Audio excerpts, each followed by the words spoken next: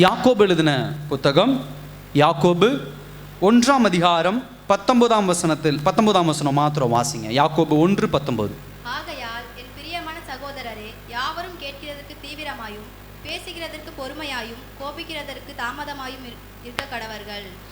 கண்களை மூடி தேவன் நோக்கி பார்க்கலாம். அன்பின் பரலோக பிதாவே, உடைய வசனம் எங்களோடு இடைபெறட்டும். ஆவியானவர் நீங்கள் பேசுங்க, வழி நடத்துங்க. இயேசுவின் நாமத்தில் ஜெபிக்கிறோம் நல்ல பிதாவே, ஆமென். ஹல்லேலூயா. அதாவது தொடர்ந்து யாக்கோபு புத்தகத்தை நாம் தியானித்துக் கொண்டு வருகிறோம். விசுவாசத்தினாலே நம்முடைய வாழ்க்கையில் ஏற்படுகிற சோதனைகள், பாடுகள், உபத்திரவங்கள், இது அத்தனையிலிருந்தும் ஒரு மனிதன் எப்படி ஜெயம் கொள்ளலாம் அப்படின்னு சொல்லி, சகோதர சகோதரியே, இந்த வாரம் இதுக்கு நம்ம எப்படி நம்மளை ப்ரிப்பேர் பண்ணிக்கணும், நம்ம எப்படி தயார்படுத்தி கொள்ள வேண்டும். ஒரு மனிதன் உபத்திரவங்கள் மத்தியிலே, சோதனைகள் மத்தியிலே, பாடுகளின் மத்தியிலே ஜெயம் கொள்ளணும் அப்படின்னா அவன் தன்னை என்ன பண்ணி கொள்ள வேண்டும்? தயார்படுத்தி கொள்ள வேண்டும். இதெல்லாம் ஸ்டடியாக இருந்து தயார்படுத்தி வைத்து கொண்டால்தான் உபத்திரவங்கள், பாடுகளின் மத்தியிலே ஜெயத்தை மேற்கொள்ள முடியும். யாக்கோபு இந்த 1ஆம் வசனத்திலிருந்து ஒரு 27ஆம் வசனம் வரைக்கும் ஒரு 4 காரியங்களை குறிப்பிடுறாரு. முதலாவது காரியம் தேவ வசனத்தை கேட்பது. 2வது காரியம் அதை கேட்கிற பிரகாரம் நடக்கிறது. 3வது காரியம் நாவை அடக்கி கொள்ளுகிற ஒரு விஷயம். 5வது இந்த உலகத்திற்குள்ளே அடையாளப்படுத்தப்படாதபடி மறைந்து வாழ்வது. இந்த 4 காரியங்கள் தான் ஒரு மனிதன் சோதனைக்குள்ளாக போகும் பொழுது ஜெயத்தை என்ன பண்ண முடியும்? சுதந்திரித்துக் கொள்ள முடியும். அதில் இன்றைக்கு நாம் முதலாவது தியானிக்கிற விஷயம் என்னவென்று சொன்னால், யாவரும் கேட்கிறதற்கு தீவிரமாயும். குயிக் டு லிசன் அப்படின்னு ஒரு வார்த்தை அழகா சொல்லுவாங்க. கேட்கிறதற்கு தீவிரமாய். சகோதர சகோதரியே, யாக்கோபு எதை குறித்து இங்கு சொல்லுகிறார், எதை கேட்க வேண்டும் என்று சொல்லுகிறார் என்று சொன்னால், 18ஆம் வசனத்திலே சொல்லப்படுகிறது, அவர் சித்தம் கொண்டு தம்முடைய சிருஷ்டிகளில் நாம் முதற் பலன்கள் ஆவதற்கு நம்மை சத்திய வசனத்தினாலே ஜெனிப்பித்தார். அப்ப நம்ம எதை கேட்கணும் அப்படின்னு சொன்னா, சத்திய வசனத்தை கேட்கிற ஒரு பிள்ளைகளாக இருக்கும். ரொம்ப முக்கியமான விஷயம் அதுதான். Truth will set you free அப்படின்னு சொல்லுவாங்க. சத்திய வசனமே உங்களை விடுதலையாக்கும். தேவ வசனமே நம்மை விடுதலையாக்கும். வசனத்தை நாம் ரொம்ப துச்சமா எண்ணுவது உண்டு. நாம் படிக்கிற வேதாகம் ஆகட்டும், ஞாயிற்றுக்கிழமை சபையில் கேட்கிற பிரசங்கங்கள் ஆகட்டும், நல்லா கவனிச்சு கொள்ளுங்க. எந்த பிள்ளைகளோ எந்த குடும்பமோ வேத வசனத்துக்கு முக்கியத்துவம் கொடுக்கலைன்னா அவர்கள் அழிவை நோக்கி சென்று கொண்டு இருக்கிறார்கள்.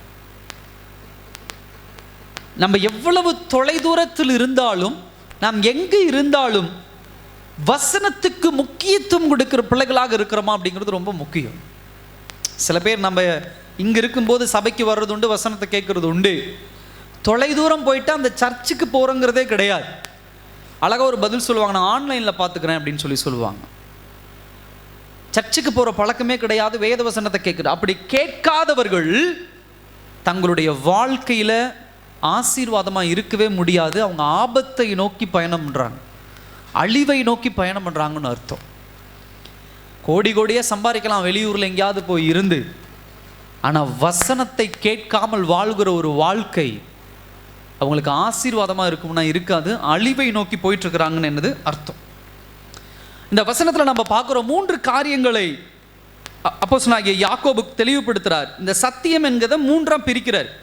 21ஆம் வசனத்தில் விதை என்று குறிப்பிடுகிறார், 23ஆம் வசனத்திலே கண்ணாடி என்று குறிப்பிடுகிறார், 25ஆம் வசனத்திலே நியாய பிரமாணம் என்று சொல்லி என்ன பண்ணுகிறார்? குறிப்பிடுகிறார்.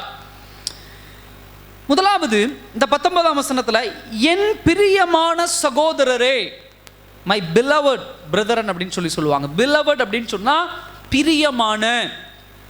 புதிய ஏற்பாடு புத்தகத்திலே அதிகம் உபயோகப்படுத்தப்படுகிற ஒரு வார்த்தை. சுவிசேஷ புத்தகங்களில் பார்க்கிறோம், எனக்கு தெரிஞ்சு ஒரு 9 முறைக்கு மேலே பிதா தன்னுடைய குமாரனை என் பிரியமான குமாரன் என்று சொல்லி என்ன பண்ணுகிறார்? குறிப்பிடுகிறார். இந்த பிரியமான அப்படிங்கிற ஒரு வார்த்தை எதற்கு அடையாளம் என்று சொன்னால், ஒரே குடும்பத்தை சேர்ந்தவர்கள், ஒரே தொப்புள் கொடியிலே பிறந்து வளர்ந்தவர்கள். அதனால தான் அடுத்த வார்த்தை கேர்ஃபுல்லாக யூஸ் பண்ணுறாரு. என்ன யூஸ் பண்ணுறாரு? என் பிரியமான சகோதரரே, சகோதரிகளே. இதுக்கு என்ன அர்த்தம் அப்படின்னு சொன்னா, அவர்கள் என்னுடைய குடும்பத்திற்குள்ளாக என் தாயின் கருவிலே உருவாகும் போது அவர்கள் என்ன பண்றாங்க, ஒரே தொப்புள் கொடி உறவாக பிறந்தவர்களை தான் இந்த சகோதரர் சகோதரி என்று என்ன பண்ணுவார்கள், சொல்லுவார்கள். தேவனுடைய பிள்ளைகளாகிய நீங்களும் நானும் அப்படிதான். இயேசு கிறிஸ்துவுக்குள்ள, அதுக்கு முந்தின வசனத்தில் அதான் சொல்றாரு, ஒரு புது சிருஷ்டி, ஒரு புது குழந்தை, புது குடும்பம், புது சரீரம். நான் உலகத்திலே மாம்சமாக யாருடைய வயிற்றிலே வேணாலும் பிறந்திருக்கலாம், யாருடைய தொப்புள் கொடி வேணா என்னோட கனெக்ட் ஆயிருந்திருக்கலாம். ஆனால் எப்பொழுது நான் ஆண்டவருக்குள்ளே வந்தேனோ அப்பொழுதிலிருந்து நான் இயேசு கிறிஸ்துவின் மூலமாக நான் பிறந்தேனோ அப்பொழுதிலிருந்து நாம் எல்லோருமே ஒரே சரீரத்திலிருந்து பிறந்த பிள்ளைகள். நம்ம எல்லோருக்கும் ஒரே தொப்புள் கொடி உறவு தான். அப்ப நாம் எல்லோருமே சகோதரர்கள். ஒரு காரியம். ரெண்டாவது, யாக்கோபு பேசுற வார்த்தை கடினமான வார்த்தை தான், சாதாரண வார்த்தை அல்ல. அதனால சகோதரரை என்று அடையாளப்படுத்தி நான் உங்களை பேசுவதற்கு எனக்கு உரிமை உண்டு. நான் பேசுகிற வார்த்தைகள் கடினமான வார்த்தைகளாக இருக்கலாம், ஆனால் நான் பேசுவதற்கு உரிமை உண்டு என்பதை அடையாளப்படுத்துகிறார். உலகத்தில் வேற யாரோ போறவங்க வரவங்களை போய் இப்படி பேசிட முடியாது. நீ அப்படி இருக்கணும், இப்படி தான் இருக்கணும், இந்த மாதிரி செய்யக்கூடாது, அந்த மாதிரி தான் செய்யணும். சபையில் கூட சில காரியங்களை சில குடும்பங்களுக்கு நம்ம சொல்லும் பொழுது கோபம் வந்துடுது உங்களுக்கு. இல்லை, இது இப்படி செய்யாதீங்க, இது இப்படி தான் செய்யணும், இது இப்படி தான் முறை, வேதவசனம் இப்படி தான் சொல்லுது, அதை கேட்கறது இல்லை, கோபம் வந்துடுது. பாஸ்டர் எப்படி சொல்லலாம், பாஸ்டர் எப்படி பண்ணலாம் அப்படின்னு ஒரு கோபம் வந்துடுது. உடனே போதகரை மீறி செஞ்சிடறாங்க. அது பாஸ்டர் என்ன வேணா சொல்லிட்டு போறாரு, நான் இப்படி தான் செய்வேன்னு செஞ்சிடறாங்க. செய்யறது பிரச்சனை இல்லை, அதற்குண்டான விளைவுகளை யார் அனுபவிக்க போறோம்? பாஸ்டர் அனுபவிக்க போறது இல்லை, நம்ம தான் அனுபவிக்க போறோம். அல்லேலூயா. சில பேர் சில விஷயங்களை நம்ம சொல்லும் பொழுது அது கேட்கறது இல்லை, பாஸ்டருக்கு தெரியாமே சில காரியத்தை செஞ்சுட்டு வந்துடுறாங்க. பாஸ்டர் சொன்னா சொல்லிட்டு போறாரு, அவருக்கு என்ன வேலை அப்படின்னு சொல்லி. பாஸ்டருக்கு இதனால ஒரு பிரச்சனையும் கிடையாது, எனக்கு ஒரு பிரச்சனையும் கிடையாது. ஆனா இதனால் ஏற்படுகிற விளைவுகள் யாரை துரத்தும்னா உங்களை தான் துரத்தும், நம்ம தான் துரத்தும். அப்ப தெளிவா கவனிக்க வேண்டிய ஒரு வார்த்தை என்ன அப்படின்னு சொன்னா, நாம் தேவனுக்குள்ள பிறந்திருக்கிற பிள்ளைகள் அப்படின்னா தேவனுடைய வசனத்தை கடினமானதாக இருந்தாலும் இப்படிதான் நடக்கணும், இப்படிதான் நடக்கக்கூடாதுன்னா அதை சரியா ஏற்றுக்கொள்ளுகிற ஒரு மனம் என்ன பண்ண வேண்டும், இருக்க வேண்டும். அதை தான் இந்த இடத்துல என்ன பண்ணுகிறார், முதல்ல அடையாளப்படுத்துறார். இப்ப முதல் பாயிண்ட்டுக்கு நேராக வருவோம். ஏன்னா இன்னைக்கு நான் பேசுறது ஒரே ஒரு வார்த்தை தான், யாவரும் கேட்கிறதற்கு தீவிரமாய். இந்த ஒரு வார்த்தை தான் நான் பேச போறேன். தேவனுடைய சத்தியம் இன்றைக்கு வெளிப்பட போகுது. முதலாவது, கேட்கிறதற்கு தீவிரமாய். அப்ப எதை கேட்க வேண்டும் என்று சொன்னால், வேதவசனத்தில் வாசிக்கிறோம் சத்திய வசனம், ட்ரூத். அப்ப ஒரு மனிதனுடைய காதுகள் எதை சார்ந்திருக்க வேண்டும், எதை கேட்பதற்கு சார்ந்திருக்க வேண்டும் என்று சொன்னால் தேவ வசனத்தை என்ன பண்ணும், இருக்கணும். அடுத்த வார்த்தை என்ன சொல்றாரு, பேசுகிறதற்கு பொறுமையாயும். நான் அதை அடுத்த வாரம் தான் பிரசங்கம் பண்ண போறேன். ஆனா நல்லா கவனிங்க, ஒரு மனிதனுடைய வாழ்க்கையிலே தேவ ஞானம் எப்பொழுது பிறக்கும் என்று சொன்னால், குறைவா பேசி அதிகமா கேட்கிற மனநிலைமை என்றைக்கு வருகிறதோ அப்பொழுதுதான் தேவ ஞானம் பிறக்கும். சில பேருக்கு நம்ம புத்தி சொல்லும் பொழுது, தேவ வசனத்தை வைத்து நம்ம அடையாளப்படுத்தும் பொழுது உடனே கோவம் வந்து அதிகமா பேச ஆரம்பிச்சிடுறாங்க. இல்ல பாஸ்டர் இப்படிதான், இது இப்படிதான் செய்யணும், இது இப்படிதான் பண்ணணும் அப்படின்றாங்க. சில நேரத்தில் நம்ம அந்த இடத்த விட்டு கடந்து போறது உண்டு.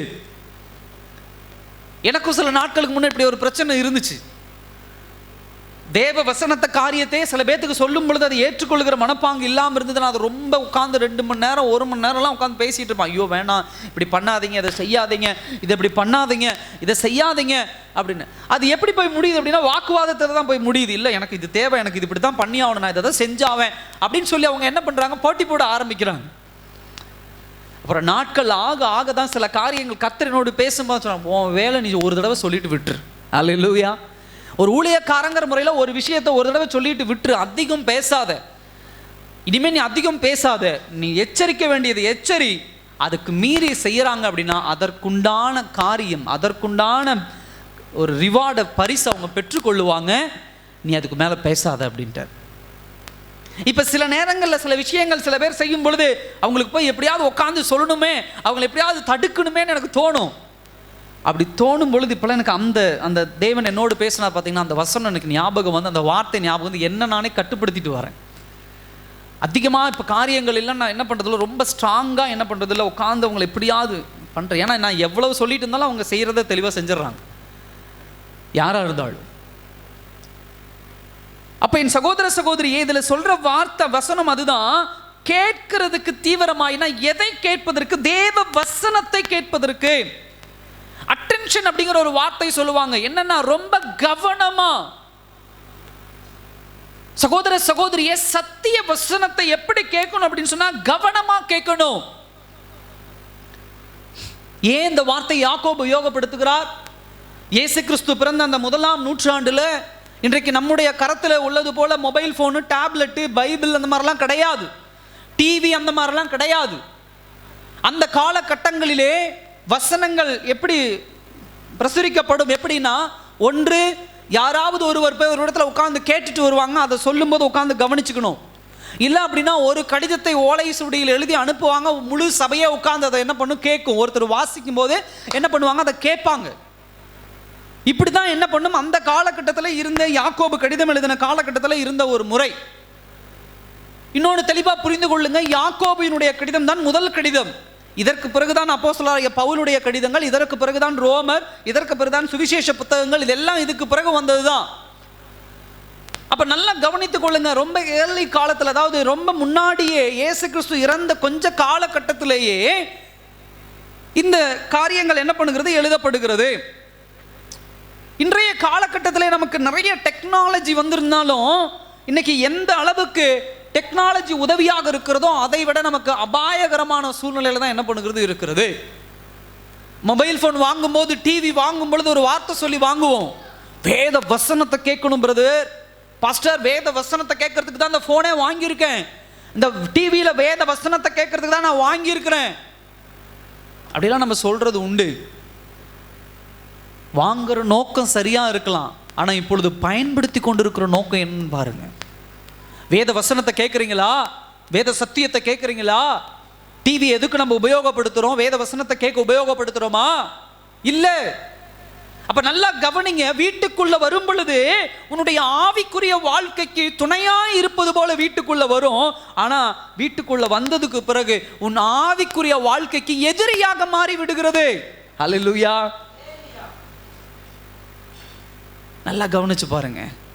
வேத வசனத்தை உன்னோடு பகிர்ந்து கொள்ள, வேத வசனத்தை உனக்கு வெளிப்படுத்துவதை போல ஒரு தோற்றத்தை போட்டு நம்ம வீட்டுக்குள்ள வந்து, நம்ம பாக்கெட்டுக்குள்ள வந்து, இன்றைக்கு அந்த வேத வசனத்தை விட்டு வழிவிலக போக செய்யறதா இன்னைக்கு அதனுடைய நோக்கங்களாக என்ன பண்ணுகிறது இருக்கிறது. ஆங்கிலத்தில் ஒரு வார்த்தை அழகா சொல்லுவாங்க, டிஸ்ட்ராக்ஷன் அப்படிம்பாங்க. சிதைப்பது, நம்முடைய கவனத்தை சிதைப்பது, உன்னுடைய ஓட்டத்தை சிதைப்பது, நீங்க ஓடிக்கொண்டிருக்கிற வாழ்க்கை, நீங்க வாழ்கிற வாழ்க்கை சிதைப்பது. என்ன பாஸ்டர் பண்ணுறது, என்டர்டெயின்மெண்ட் வேணும்ல, என்ன பாஸ்டர் பண்ணுறது, எவ்வளோ நேரம் தான் நான் அதில் கவனம் செலுத்துறது, எவ்வளோ நேரம் தான் தொடர்ந்து பைபிள் படிக்கிறது, எவ்வளோ நேரம் தான் நான் உட்காந்து வேதவசனம் வாசிக்கிறது, எவ்வளோ நேரம் தான் உட்காந்து நான் ஜெபிக்கிறது. அப்போ பொழுதுபோக்குக்காக, எப்படி பொழுதுபோக்குக்காக பாஸ்டர்? நல்லா கவனிச்சு பாருங்க, 3 மணி நேரம் டிவி பார்க்குறோம், 10 நிமிஷம் ஜெபிக்கிறோம், ஆனால் எதை பொழுதுபோக்குங்கிறோம்? டிவியை பொழுதுபோக்குங்கிறோம்.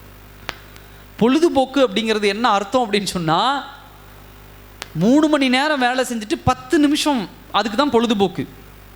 பொழுதுபோக்குங்கிற வார்த்தை என்ன அர்த்தம் அப்படின்னு சொன்னால், எல்லா வேலையும் முடிச்சுட்டேன், இன்னைக்கு நேரம் கொஞ்சம் மிச்சமாக இருக்குது, அது எப்படி போக்குறதுன்னு தெரியல, அதனால் அனாவசியமாக அந்த நேரத்தை நான் என்ன பண்ணுறேன், செலவு பண்ணுறேன். ஆனால் இன்னைக்கு டிவி எப்படிப்பட்டதாக இருக்கிறதுன்னு சொன்னால், பொழுதுபோக்கா இல்லை, அதுதான் வேலையாக இருக்குது. ஃபோன் பொழுதுபோக்கா இல்லை, அதுதான் வேலையாக இருக்குது. சகோதர சகோதரியே, தேவ வசனத்தை எப்பொழுதும் அப்படி என்ன பண்ணக்கூடாது, இருக்கக்கூடாது. இன்னைக்குடைய வாழ்க்கையில் அப்படிதான். ஒரு விசுவாச பிள்ளையினுடைய வாழ்க்கையிலே வேத வசனத்தை சார்ந்து வாழ்கிற வாழ்க்கை எப்போ வரும் அப்படின்னா, அவன் வேத வசனத்தை தினந்தோறும் கேட்கும் பொழுது, தேவ வசனத்தை தினந்தோறும் என்ன பண்றது, வாஞ்சையாய் கேட்பது, அது ரொம்ப முக்கியம். இன்றைக்கு வேத வசனத்துக்கு வாஞ்சை இருக்கா அப்படின்னா இல்லை, ஆசை இருக்கானா இல்லை. சகோதர சகோதரியே, வேத வசனம் தான் நமக்கு பலன், அதுதான் நம்மை பலப்படுத்துகிறது. இப்ப தேவனுடைய வார்த்தையை நீங்கள் வாஞ்சையாய் கேட்கல, தேவனுடைய வசனத்தை வாஞ்சையா நீங்க கேட்கல அப்படின்னு சொன்னா நம்முடைய வாழ்க்கையில ஜெயம் இருக்காது. அடிக்கடி சொல்றது உண்டு, ஒரு படத்தை 3 படத்தை 4 படத்தை ஒரு நாள் உட்காந்து நம்ம பார்க்கறது உண்டு. ஒரு பிரசங்கத்தை உட்காந்து கேட்கலாம் அப்படின்னு சொன்னா முதல் 5 நிமிஷத்துட்டு 6வது நிமிஷமே தூக்கம் வந்துடும். ஹல்லேலூயா. 5 நிமிஷம் பிரசங்கம் ஆரம்பிச்சு 6வது நிமிஷம் கண் அப்படி சொருகிட்டு வரும். ஏன் வருது? கேள்வி கேட்டது உண்டா? நீங்க உங்க இருதயத்தை பார்த்து கேள்வி கேட்டு பாருங்க. கேட்டால் அதுக்கு ஒரு பதில் சொல்லுவோம், இல்லை எனக்கு வேலை இருந்துச்சு, எனக்கு நைட்டு தூங்கலை, எனக்கு அங்கே போனேன், இங்கே வந்தேன், உடல் என்னென்னமோ காரணம் சொல்லுவோம். ஏன் டிவி பார்க்கும்போது, ஒரு படம் பார்க்கும்போது, இன்னொருவரோட உட்காந்து பேசும் பொழுது நமக்கு தூக்கம் வர்றது இல்லையே? ஏன் வர்றதில்லை அப்படின்னா, உங்கள் இருதயத்துக்கு எது பிடிக்குதோ அதில் தான் என்ன இருக்கும்? வாஞ்ச இருக்கும், நாட்டம் இருக்கும். பாஸ்டர், அப்போ எனக்கு என்ன பிரசங்கத்தில் வாஞ்ச இல்லையா, நாட்டம் இல்லையா, நான் தூங்குறதுக்கு அதான் காரணமான 100க்கு 100 அதுதான். அல்லேலூயா. 100க்கு 100 அதுதான். நீங்கள் அதில் வந்து கேள்வி கேட்க 1% குறைச்சிக்கலாம், 2% இல்லை. உங்கள் இருதய வாஞ்ச இருந்ததுன்னா கண்ணு தூங்காது. உங்கள் இருதய விருப்பம் இருந்தால் கண்ணு தூங்காது. வாஞ்ச இல்லை, விருப்பம் இல்லை. ஏன்னா என்னுடைய இருதயம் இப்பொழுது வேற ஒரு காரியத்தில் சந்தோஷப்பட்டு கொண்டு இருக்கிறது, மகிழ்ச்சி பட்டு கொண்டு இருக்கிறது. என்னுடைய ஆசை எல்லாம் வேற பக்கம் இருக்கு. ஒரு மனிதனுக்குள்ளே பரிசுத்த ஆவியானவர் உள்ள இருக்கிறார்னா அவனுடைய இருதயம் எப்பொழுதும் கட்டுப்பாடா இருக்கும். தேவ வஸ்திரத்தினால் எழுப்புதல், ஒரு எழுப்புதல் அடைஞ்சதாக இருக்கும். எம்பவர் அப்படின்னு சொல்லுவாங்க, பலன் அடைஞ்சதா என்ன பண்ணும் இருக்கும். அதுக்குண்டான தீனி தான் வேத வசனம் எடுத்துக்கிட்டே இருக்கும், வேத வார்த்தைகள் எடுத்துக்கொண்டே இருக்கும். இருதயம் அதுல அவ்வளோ நாட்டம் இருக்கும். பரிசுத்த ஆவியானவர் ஒரு இருதயத்துக்குள்ள இருக்கிறாருன்னா அதுக்குண்டான தீனி என்னன்னா வேத வசனம், ஜெபம். சினிமா பார்க்குற ஆசை ஒரு மனுஷனுக்குள்ள இருக்கானா அவனுக்குள்ள டிவி, ஃபோன், மற்றவங்க பேசும்போது மற்றவங்களோட கூட இருக்கிற நேரத்தை சந்தோஷமா ஒரு மனுஷன் கருதுனானா அவங்களோட உட்காந்து மணிக்கணக்காக உட்காந்து பேசிக்கிட்டு இருப்பான். அவனுடைய இருதயத்தின் வாஞ்சை தான் எல்லாமே. அப்ப நல்லா புரிந்து கொள்ளுங்க, இதுல எல்லாம் உங்களுடைய இருதய நாட்டம் ஆகும் பொழுது வேத வசனத்தை கேட்கும் போது தூக்கம் வரும், ஜெபம் பண்ணும் பொழுது ஒரு சோர்வு வரும். ஞாயிற்றுக்கிழமை ஆலயத்துக்கு போலாம் அப்படின்னு சொன்னா அதுல ஒரு பலவீனம் வரும். என் இருதயம் எங்கே வாஞ்சையா இருக்கிறதோ அங்குதான் என்னுடைய சந்தோஷம் இருக்கும், அங்குதான் எனக்கு ஒரு விழிப்பு இருக்கும். உபயோகப்படுத்துற வார்த்தை அதுதான், தீவிரமாய். குயிக் அப்படிங்கிற ஆங்கிலத்தில் என்ன பண்ணுவாங்க, அந்த வார்த்தை என்ன பண்ணுவாங்க, உபயோகப்படுத்துவாங்க. சகோதர சகோதரிய, வேத வசனத்தில் அவ்வளவு தீவிரமா நம்ம என்ன பண்ணணும், நம்ம கேட்கணும். ஆவிக்குரிய வாழ்க்கையில வளரணும். 1 பேதுரு 2ஆம் அதிகாரம் 3ஆம் வசனத்துல அழகா ஒரு வார்த்தை சொல்றாரு, நீங்கள் வளரும்படி புதிதாய் பிறந்த குழந்தைகளைப் போல திருவசனமாகிய களங்கமில்லாத ஞானப்பாலின் மேல் என்ன பண்ணுங்க, வாஞ்சையாயிருங்கள். கிரேவ் அப்படின்னு ஆங்கிலத்தில் சொல்லுவாங்க, பசி. பசி வந்துட்டா ஒரு மனிதன் வயிறு நிரம்புற அளவுக்கு அவனுக்கு சாப்பிடும் பொழுது அந்த பசி அவனுக்கு அடங்கும். ஒரு தேவனுடைய பிள்ளையினுடைய வாழ்க்கை எப்படிப்பட்டதாக இருக்கணும் அப்படின்னு சொன்னா, எப்பொழுதும் பசியா இருக்கணும், எப்பொழுதும் வேத வசனத்தை ஃபீட் பண்ணிக்கிட்டே இருக்கணும், எடுத்துக்கிட்டே இருக்கணும், சாப்பிட்டுக்கிட்டே இருக்கணும். அப்பதான் அந்த குழந்தை வளரும். ஒரு குழந்தை வளரணும், அதுக்குண்டான போஜனத்தை கொடுக்கும்போது அந்த குழந்தை வளரும். நீங்க ஆவிக்குரிய வாழ்க்கையில வளர வேண்டும் என்று சொன்னால் உங்களுக்குண்டான வேத வசனம், சத்திய வசனம் போஜனமா எடுத்துக்கிட்டே இருக்கணும். இல்லைன்னா ஜெபிக்க முடியாது, இல்லைன்னா வேதவசனம் தொடர்ந்து வாசிக்க முடியாது. டிவி நல்லா பார்க்க முடியும், ஃபோன் நல்லா பார்க்க முடியும், ஊருக்கு போக முடியும், வர முடியும், எவ்வளவு பலவீனம் இருந்தாலும் மற்ற காரியங்களை செய்ய முடியும். ஒரு மனிதன் ஆவிக்குரிய வாழ்க்கையில வளரணும் அப்படின்னு சொன்னா, தேவன் பக்கமா அப்படியே சார்ந்து இருக்கணும் அப்படின்னு சொன்னா, அவனுடைய இருதயம் தேவனை சார்ந்து வாஞ்சையா என்ன பண்ணும் இருக்கணும். சகோதர சகோதரி, அப்போஸ்தலனாகிய பேதுரு உபயோகப்படுத்துகிற வசனம் எனக்கு ரொம்ப பிடிச்சது. அவர் என்ன சொல்ல இந்த இடத்துல, வேத வசனத்தை படிங்கன்னு சொல்லல, வேத வசனத்தை என்ன பண்ணுங்க, படிங்கன்னு ஒரு வார்த்தை சொல்லாம அவர் எப்படிப்பட்ட வார்த்தை உபயோகப்படுத்துறாருன்னா, வாஞ்சையா இருங்கள். வாஞ்சை, நல்லா கவனிங்க. படிங்கன்னு ஒரு வார்த்தை உபயோகப்படுத்தலாம். இன்னைக்கு நியூஸ் பேப்பர் படிக்கிறோம், நாளைக்கு மறந்துடுறோம். இன்னைக்கு உட்காந்துருக்கிற நம்ம எல்லாருமே 1ஆவதுல படிச்சது என்ன படிச்சீங்கன்னு சொல்லுவோமா? சொல்ல மாட்டோம். அப்போதைக்கு படிப்போம், அப்போதைக்கு எக்ஸாம் எழுதுவோம், அப்போதைக்கு தூக்கி போட்டுருவோம், அவ்வளோதான். படிக்கிறதுங்கிறது வேற, வாஞ்சைங்கிறது வேற. இதுவே 2வது படிக்கும்போது நீங்கள் உங்கள் அப்பா அம்மாவோட சினிமாவுக்கு போனீங்க, அந்த சினிமா கதையை சொல்லுங்கன்னா தெளிவாக சொல்லுவீங்க. உங்கள் அப்பா ஒரு நாள் உங்கள் தாத்தா உங்கள் வீட்டுக்கு வந்தார், 3வது படிக்கும்போது என்ன வாங்கிட்டு வந்தார் சொல்லுங்கன்னா அழகாக சொல்லுவோம். ஏன் இப்படி சொன்ன? வாஞ்சை, டிசையர். வேத வசனம் எப்பொழுதும் படிச்சு மறக்கிறது இல்லை. அதனால தான் சில பேர் சொல்றது உண்டு, பாஸ்டர் நான் 3 தடவை வேத வசனத்தை ஃபுல்லாக முடிச்சுட்டேன், பைபிளை படிச்சுட்டேன், அப்போ திரும்ப நான் படிக்க வேண்டிய அவசியம் இல்லையே அப்படின்னு சில பேர் சொல்றது உண்டு. இல்லை, வாஞ்சை என்பது எப்பொழுதும் நிறைவேறாது. நீ 50 தடவை வேணா வேத வசனம் படிங்க, மறுபடியும் இன்னைக்கு உட்காந்து படிக்கணும். பேதுரு தான் சொல்றார். 2வது ஒரு காரியம் என்னன்னு சொன்னா, மார்த்தாளுடைய விஷயம், பிஸினஸ். இந்த உலகத்தில் நமக்கு நேரம் கண்டிப்பாக கிடைக்காது. எல்லாத்துக்கும் பதில் சொல்லிக்கிட்டே இருப்போம், நேரம் கிடைக்கல பாஸ்டர், நேரம் கிடைக்கல. ஆனால் ஆண்டவர் என்ன சொல்றாரு பாருங்க, லூக்கா 10ஆம் அதிகாரம் 38ஆம் வசனத்திலிருந்து 42ஆம் வசனம் என்ன சொல்றாரு? நமக்கு நேரம் இல்லை என்பதை ஒரு பொழுதும் வேத வசனம் படிப்பதற்கும் சத்திய வசனத்துக்கும் ஜெபத்துக்கும் நம்ம பதில் சொல்லவே கூடாது.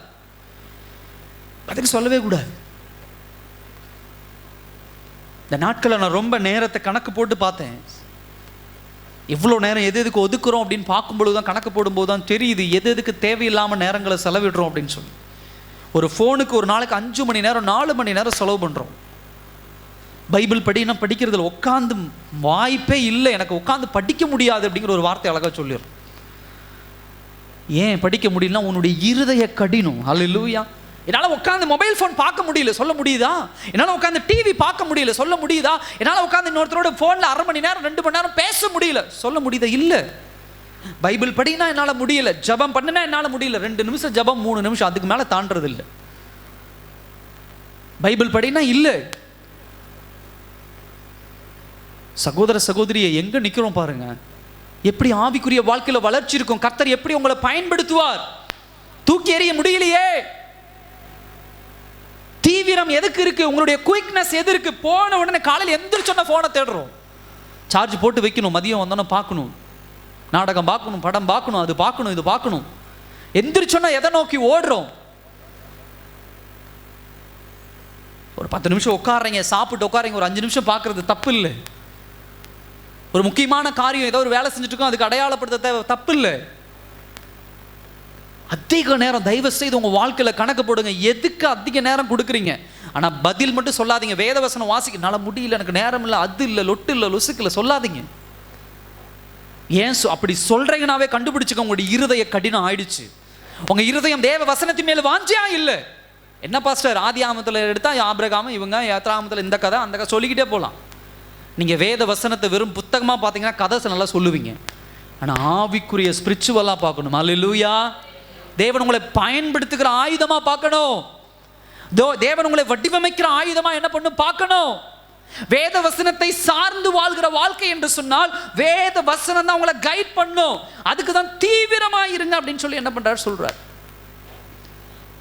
அந்த வீட்டில் நம்மளாம் தான் பதில் சொல்லுவோம், பாஸ்டர் ஆண்டவர் வந்துட்டாரு, எல்லாருக்கும் வேலை இருக்குல்ல, எல்லாரும் உட்காந்து வசனத்தை கேட்டுட்டே இருந்தா சரியா போயிடுமா, சாப்பாடு யாரு போடுறது? இப்படி தான் இந்த உலகத்தில் பதில் சொல்லிட்டு இருக்கிறேன். எப்போ பார்த்தாலும் ஜெபிச்சுட்டே இருந்தால் முடிஞ்சிடுமா, எப்போ பார்த்தாலும் அப்படி இருந்தால் முடிஞ்சிடுமா, இப்படி என் பிள்ளைக்கு யார் சோறு போடுறது, கல்யாணம் பண்ணுறது யார், வீடு வாங்குறது எப்படி, நிலம் வாங்குறது எப்படி பாஸ்டர், எப்போ பார்த்தாலும் ஊழியன் போனால் எல்லாம் சரியாயிடுமா அப்படின்னு பதில் சொல்கிறோம். வேதவசனம் சொல்லுகிறது, கர்த்தருடைய பர்வதத்தில் அவருடைய பிரசன்னத்தில் எல்லாம் பார்த்து கொள்ளப்படும். நீ முழங்கால போடு, உன் பிள்ளை கல்யாணம் ஆட்டோமேட்டிக்காக நடக்கும். நீங்கள் முழங்கால போடுங்க, உங்கள் வேலை ஆசீர்வாதமாக இருக்கும். நீ முழங்கால போட்டு ஜெபி, வேத வசனத்தை வாசிச்சு பாரு, உன்னை அறியாமையும் உங்கள் குடும்பத்தில் ஆசீர்வாதம் நிலையா நிற்கும். நீ இதெல்லாம் இல்லாமல் மாதம் 60,000 ரூபாய் 70,000 ரூபாய் சம்பாதிச்சாலும் எந்த பக்கம் வருது எந்த பக்கம் போகுதுன்னு தெரியாது. கடைசி பேங்க் பேலன்ஸ் பார்த்தீங்கன்னா கடன் தான் 10,000 இருக்கும். கடன் தான் 10,000 இருக்கும். முதலாவது காரியம் தேவ வசனத்தை சார்ந்து வாழ்கிறது. 2வது என்ன சொல்றாரு, கேட்கிறதற்கு தீவிரமா. ஏன் இந்த தீவிரமா அப்படின்னு சொல்றாருன்னா, இவர் யாருக்கு எழுதுறாருன்னா சீஷர்களுக்கு எழுதுறார், தேவனுடைய பிள்ளைகள், விசுவாச பிள்ளைகளுக்கு எழுதுறார். நான் தேவனுடைய சீஷன் அப்படின்னு சொன்னா என்னுடைய ஃபர்ஸ்ட் டியூட்டி, என்னுடைய முதல் கடமை என்னன்னா வேத வசனத்தை கேட்பதற்கு தீவிரமாய் நான் இருக்கணும். தீவிரமாய் அப்படின்னு சொன்னா வேகமாய், ஆசையாய், வேகமாய். இந்த வார்த்தை கிரேக்க வார்த்தை, இது எங்கும் உபயோகப்படுத்தப்படுகிறது, அடையாளப்படுத்தப்படுதுன்னா, அன்றைக்கு இயேசு கிறிஸ்து உயிர்த்தெழுந்த நாளில் அந்த பெண்கள் ஒடியாந்து பேதுருகிட்ட சொன்ன உடனே பேதுரு வீட்டை விட்டு தீவிரமாய் ஓடினார் கல்லறையை நோக்கி. அந்த வார்த்தை உபயோகப்படுத்தப்படுது.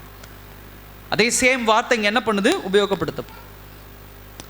அப்ப ஒரு சீஷன் அப்படின்னு சொன்னா, நான் தேவனுடைய பிள்ளை அப்படின்னு சொன்னா, எனக்குள்ள இருக்கக்கூடிய ஈகர்னஸ், ஆசை என்னன்னா வேத வசனத்தை கேட்பதிலே தீவிரம், வேகம். ஒரு மனிதனுக்குள்ள அதுதான் வரும்.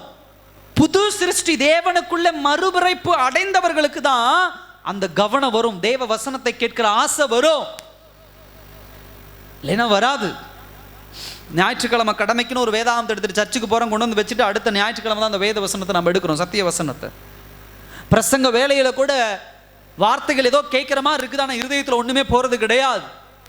ஒரு சீஷனா என்னால் ஏன் முழுமையடைய முடியல தேவ பிள்ளையா அப்படின்னு சொன்னால் இருதய கடினம்.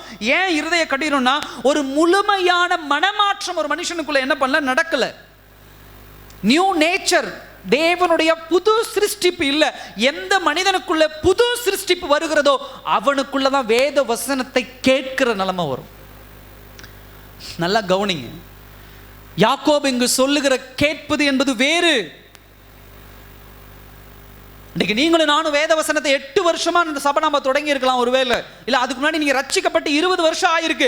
வேத வசனத்தை தொடர்ந்து கேட்டுக்கிட்டு தான் இருக்கிறீங்க. ஆனா நீங்க கேட்கிற பிரகாரம் நம்மால் நடக்க முடியுதா அப்படின்னா இல்ல. ஏன் நடக்க முடியல?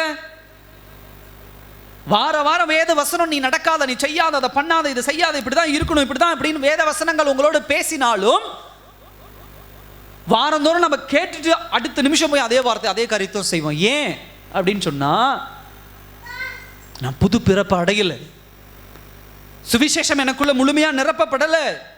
ஒரு மனிதனுக்குள்ளே சத்திய வசனம் இருதயத்துக்குள்ள நிறைவா இருந்துச்சுன்னா அவனை எப்பொழுதும் ட்ரிகர் பண்ணும் அப்படின்னு சொல்லுவாங்க. ட்ரிகர் அப்படின்னு சொன்னா தூண்டிவிடும். எதுக்கு தூண்டிவிடும்? பரிசுத்தமாய் வாழ்வதற்கு, வேத வசனத்துக்கு கீழ்ப்படிவதற்கு தூண்டி தூண்டி விடும். எனக்குள்ள அப்படிலாம் இல்லை பாஸ்டர். வேத வசனத்தை கேட்கறனா பாஸ்டர் வந்து எச்சரிக்கிறாரா, அடுத்த நிமிஷம் நான் அதை விட்டு கடந்து போயிடுவேன். அதை பெருசாக நினச்சிக்க மாட்டேன். எனக்கு என்ன தோணுதோ அதான் செய்வேன், எனக்கு என்ன விருப்பமோ அதான் செய்வேன், நான் என்ன ஆசைப்படுறேனோ அதை தான் நான் போய் செய்வேன், இதுதான் நான் செய்வேன் அப்படின்னு சொன்னால் நீங்கள் புரிஞ்சுக்கோங்க. யாரும் உங்களை குற்றப்படுத்த வேண்டிய அவசியம் கிடையாது, யாரும் உங்களை கை நீட்ட தேவையில்லை. நீங்களே உங்களை புரிஞ்சுக்கலாம், நான் இன்னும் தேவனுக்குள்ள புது சிருஷ்டி அடையலை, நான் ஒரு முழுமையான சீஷனா என்ன பண்ணல, மாறலை. தெளிவாக என்ன பண்ணும், புரிந்து கொள்ளணும். அதாவது கிறிஸ்தவன் என்று மனமாறுவது என்பது, அடையாளப்படுத்துவது என்பது, இந்த உலகத்தில் நம்ம ஈஸியாக அடையாளப்படுத்திடுறோம் நான் கிறிஸ்டியன் அப்படின்னு சொல்லி. பைபிள் கையில் வச்சிருந்தா நான் கிறிஸ்டியன், பேர் மாற்றிருந்தா நான் கிறிஸ்டியன், ஞானஸ்தானம் எடுத்தா நான் கிறிஸ்டியன், திருவிருந்து எடுத்தா நான் கிறிஸ்தவன், இப்படியெல்லாம் நம்ம அடையாளப்படுத்திக் கொள்ளலாம். சர்டிஃபிகேட்டில் கிறிஸ்தவன் என்று அடையாளம் மாற்றிக் கொள்ளலாம். ஆனா வேத வசனம், கேட்கிற வசனம் என்னுடைய அன்றாட வாழ்க்கையில் எனக்குள்ள ஒரு மாற்றத்தை கொண்டு வரலன்னு சொன்னா நான் புது சிருஷ்டி கிடையாது. யாக்கோபு தான் சொல்றாரு, தீவிரமா கேட்கணும். ஒவ்வொரு நாளும் வேத வசனத்தை தீவிரமா கேட்கணும். தீவிரமாய் கேட்பது என்று சொன்னா, ஒரு மனிதன் ஆண்டவருக்குள்ள மறுபிறப்பு அடைஞ்சிட்டான் அப்படின்னு சொன்னா அவனுக்கு உண்டான பலன், தான் கேட்கிற சத்திய வசனத்தின் பிரகாரம் செயல்படுவதற்கு அவனுக்கு உண்டான பலன் எங்க ஜெனரேட் ஆகுது, எங்க உருவாகுதுன்னு சொன்னா கேட்கிற வசனத்தின் மூலம் தான். அல்லேலூயா, சத்தமா சொல்லாமே. லாசரு மரித்து போய் எத்தனை நாள் ஆச்சு? 3 நாளா? மரித்து 4 நாள் ஆயிட்டு இருந்தான்னு சொல்றாங்க. 4 நாள். அப்ப 4 நாள் லாசரு மரித்து சிறையில் என்ன, கல்லறையில் என்ன பண்றாரு, கல்லை வச்சு அடைக்கப்படுறார். அப்ப கல்லறையில வச்சு அடைக்கப்பட்ட உடனே இயேசு கிறிஸ்து அங்க வந்த உடனே கல்லை தள்ளி முள்ள போய் லாசருடைய அந்த பிணத்தை கையில பிடிச்சு எடுத்து இழுத்தாரா? இல்ல. இல்ல ஆதாமுக்கு நான் சுவாசத்தை என்ன பண்ணேன், அவனுடைய இதுல ஊதுனேன்னு சொல்லி லாசருடைய மூக்குல வாயில என்ன பண்ணாரு, சுவாசத்தை ஊதுனாரா? இல்ல. தண்ணி எடுத்து லாசரு மேல தெளிச்சாரா? இல்ல. அப்புறம் எப்படி லாசரு உள்ள இருந்து எந்திரிச்சு வந்தாரு? தேவனுடைய என்ன வார்த்தை வந்துச்சு, லாசருவே, அதுதான் அவனுக்குள்ள உயிரை ஜெனரேட் பண்ணுது, அதுதான் அவனுக்குள்ள உயிரை எழுப்புதல் அடைய செய்கிறது.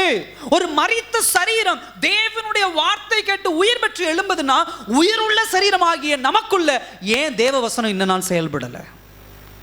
ஏன் செயல்படல? தேவ வசனத்தை கிரகித்து கொள்ளுகிற, பெற்று கொள்ளுகிற இருதயம் இல்லை. இருதயம் இல்லை, அதுக்குண்டான இருதயம் இல்லை. உலக பிரகாரமான வார்த்தைகளை கிரகித்துக் கொள்றீங்க. அவங்க சொன்னாங்க, இவங்க சொன்னாங்க, இவங்க போனாங்க, அவங்க வந்தாங்க, இதை கிரகித்துக் கொள்றோம், கேட்டுக்கொள்றோம். சில நேரங்களில் ஆண்டவர் சொல்ற வார்த்தைகள், சில வார்த்தைகள் உலகம் சொல்லுவதற்கு முரண்படும். உலகம் இது இப்படிதான் செய்யணுங்க, ஆண்டவர் இது இப்படி செய்யாத இப்படி செய்யும்ப. உடனே நம்ம என்ன பண்ணுவோம்? அது எப்படி பாஸ்டர் நடக்கும்? வேதவசனம் சொல்லிட்டா நம்ம அப்படி சொன்னா பிராக்டிக்கல் லைஃப்ல ஜெயிக்க முடியுமா? ஜெயிக்க முடியாதுல்ல.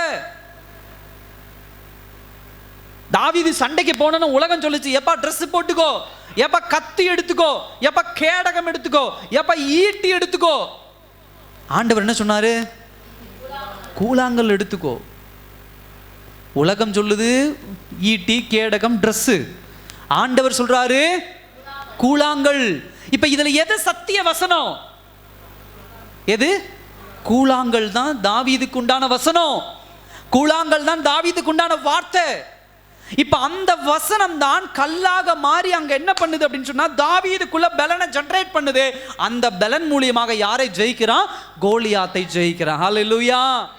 இப்ப தாவீதினுடைய இருதயம் உலக மனுஷன் சொல்ற வார்த்தையிலே ஏற்றுக்கொள்ளல, வேத வசனம் சொல்லுகிற வார்த்தை ஏற்றுக்கொள்ளுகிறது. அது சரியா தவறா என்று ஆராயவில்லை.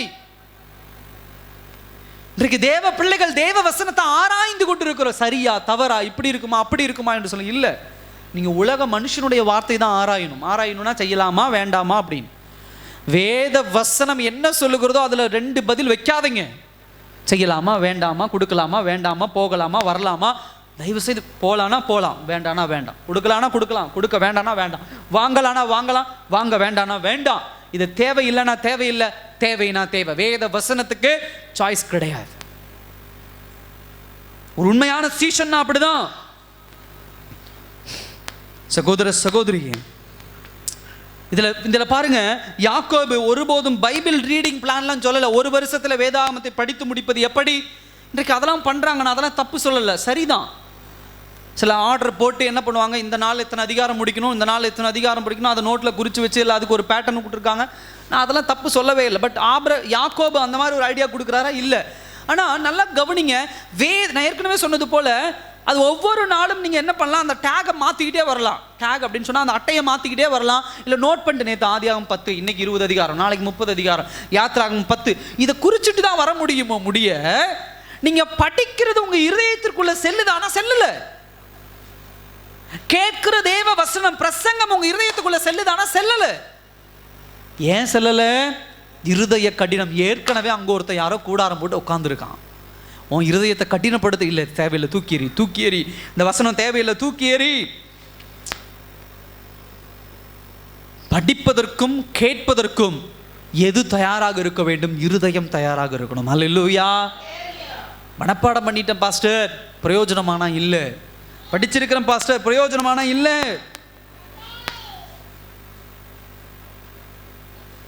இந்த ஆங்கிலத்தில் இன்னொரு வார்த்தை கூட அழகாக உபயோகப்படுத்துவாங்க, ஸ்வீட் அப்படின்னு ஒரு வார்த்தை உபயோகப்படுத்துவாங்க. தீவிரமாய் கேட்பதற்கு, தீவிரமாய் அப்படின்னு சொன்னா நம்மளைய முழுமையாக மாற்றிக்கொள்ளுகிற ஒரு விஷயம். வேத வசனத்தை முழுமையாக கேட்பதற்கு மாற்றிக்கொள்ளுகிற ஒரு விஷயம். நல்லா புரிந்து கொள்ளுங்க. உங்களுடைய இருதயத்திற்குண்டான ரிசோர்ஸ், அதுக்குண்டான மூலதனம் என்னன்னா வேத வசனம். ஹல்லேலூயா. ரிசோர்ஸ் வேத வசனம் தான் உங்களுடைய ரிசோர்ஸ். எல்லாவற்றிற்கும் பதில் உங்க வேத வசனம் தான். உலகம் கேட்கிற கேள்விக்குண்டான பதில் வேத வசனம். பிசாசு கேட்கிற கேள்விக்குண்டான பதில் வேத வசனம். உன் வீட்டில் உன் கணவர் கேட்கிற பதிலுக்குண்டான கேள்விக்குண்டான பதில் வேத வசனம். உன் மனைவி கேட்பதற்குண்டான கேள்விக்கு வேத வசனம். உன் பிள்ளைகள் கேட்கிற கேள்விக்கு பதில் வேத வசனம். உன்னுடைய முதலாளி கேட்கிற கேள்விக்கு வேத வசனம். எல்லாமே வேத வசனமாக உன் வாழ்க்கைக்கு அடித்தளமாக இருக்கும்போது நாம் ஏன் அதை துச்சமா எண்ணி இருதயத்தை கடினப்படுத்திக் கொண்டிருக்கிறோம்? ஹல்லேலூயா. பிசாசானவன் ஆண்டவர்கிட்ட 3 டெஸ்ட் பண்றான், டெம்டேஷன் கொடுக்குறான், சோதனை கொடுக்குறான். ஆண்டவர் என்ன வேணா செஞ்சிருக்கலாம். பிடிச்சி காலில் போட்டு அப்பயே மிதிச்சிருக்கலாம், பிடிச்சி தள்ளி விட்டுருக்கலாம், தேவதூதர்கள் இறக்கி சுட்டுருக்கலாம், என்ன வேணா பண்ணியிருக்கலாம். ஆண்டவர் இயேசு கிறிஸ்துவுக்கு அந்த அதிகாரம் உண்டு. ஆனால் ஆண்டவர் என்ன சொன்னாரு? ஒவ்வொன்றுக்கும் பதில் கொடுத்துட்டு என்ன சொன்னாரு? வேத வசனத்தில் எழுதி இருக்கிறதே. எடுத்துக்கொள்ளுங்க, மத்தேயு 4ஆம் அதிகாரம், வாசிச்சாதான் தெரியும் போல, மறந்துட்டீங்க போல. மத்தேயு 4ஆம் அதிகாரம் 5ஆம் வசனத்தை வாசிங்க பார்க்கலாம்.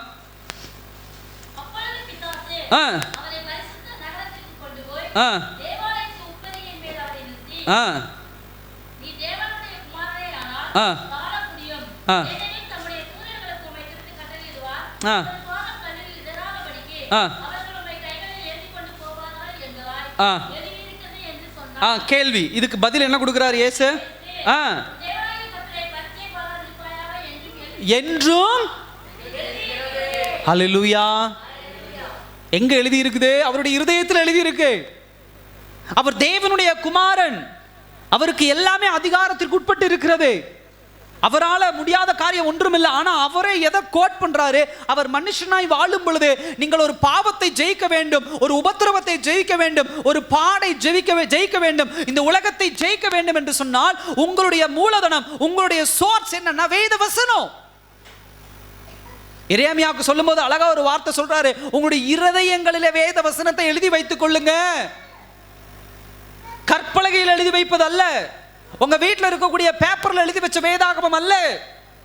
சகோதர சகோதரிய, வேத வசனம் உங்கள் இருதயங்களிலே எழுதப்பட்டு இருக்கணும்.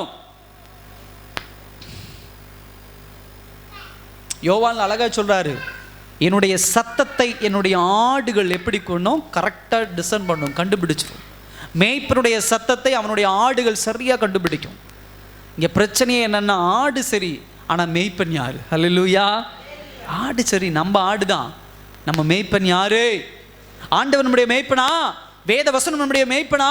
இல்ல உலக பிரகாரமான காரியங்கள் தான் நம்மளை மேய்த்து கொண்டு இருக்கிறதா? வான்னு கூப்பிடுறாங்க, யாரை நோக்கி ஓடுறோம்? உலக மனுஷன் வான்னு கூப்பிட்டா ஓடிடுறோம் பின்னாடி. இல்ல, 1000 ஆடுகள் ஒரு பக்கம் அப்படியே மேய்ஞ்சுக்கிட்டே இருந்தாலும் ஒரு மேய்ப்பன் வந்து வா அப்படின்னு கூப்பிட்டா 1000 ஆடுகள்ல அவன் ஆடு தனியா ஒடியாந்து நிற்கும் அவங்ககிட்ட. இன்னைக்கு சொந்தக்காரங்கிட்ட போய் நின்று நம்ம ஆண்டவருடைய பிள்ளைங்களே வாங்கினாவே நம்ம வரமாட்டேங்கிறோம், ஒளிஞ்சுக்கிறோம். ஐயோ எங்கள் மாமா சொல்லிட்டாருங்க, எங்கள் சித்தப்பா சொல்லிட்டாரு, எங்கள் பெரியப்பா சொல்லிட்டாரு, நாங்கள் என்னங்க பண்ணுறது? எப்படிங்க அதை விட்டுட்டு நாங்கள் வர முடியும்? எப்படிங்க அதை நாங்கள் இழந்து போயிடுவோம்? இல்லை, நாங்கள் குடும்பத்தை உறவினர்களை இழந்து போயிடுவோம்? இல்லை, அவங்க சொல்றதான பெரிய, அவர் சொன்னா சரியானது, அவர் சொன்னா இவர் சொன்னா, ஆசீர்வாதத்தை இழந்து போய் கொண்டு இருக்கிறோம். கர்த்தர் உனக்கென்று வைத்திருக்கிற ஆசீர்வாதத்தை நீ இழந்து போகிற காரணமே உன்னுடைய சொந்தக்காரங்க கூப்பிட்டா ஓடி போயிடுறீங்க. எதுக்கு? எல்லா விஷயத்துக்கும் அவர் செய்ய சொன்னோம், இவர் செய்ய சொன்னோம், அவர் பண்ண சொன்னார். எனக்கு நான் தூரமாக நின்றுக்கிட்டேங்க, நான் அதில் கலந்துக்கலாம் இல்லை, நான் தூரமாக நின்றுக்கிட்டேன். பட் செய்ய சொன்னார், இருமனசோடு நான் செஞ்சுட்டேன் அந்த காரியத்தை. இல்லை, தேவ பிள்ளைகள் பல விஷயங்களை விட்டுட்டு வந்துடும், பாவத்துக்கு சில நேரத்தில் ஜெயிச்சிடும். ஆனால் சொந்தக்காரங்களை விட்டுட்டு வர முடியல. இன்றைக்கும் பல பேர் நம்ம சிக்கி திணறிக்கிட்டு இருக்கோம்.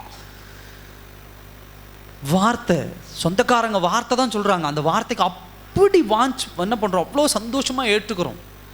ஆண்டவர் அப்படியே தூக்கி எறிஞ்சிடறோம்.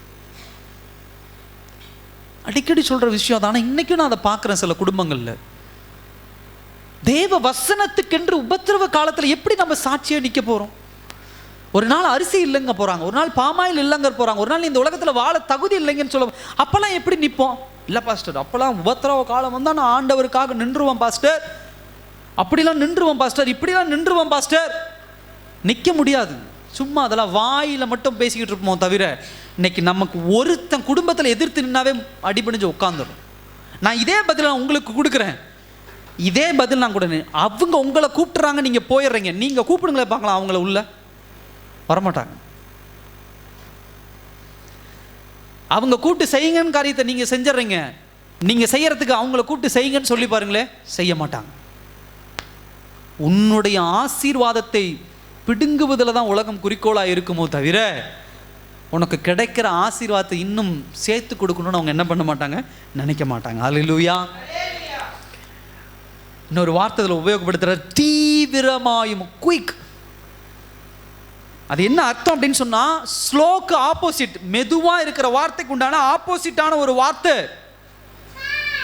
சகோதர சகோதரியை நல்லா கவனிங்க. இந்த உலகத்தில் இந்த குயிக், தீவிரம் நம்ம கிட்ட எதுல இருக்கு? ஒரு எடுத்து வாசிங்க. யாத்ராகமம் புத்தகம் 32ஆம் அதிகாரம் 8ஆம் வசனத்தை வாசிங்களேன். யாத்ராகமம் 32:8.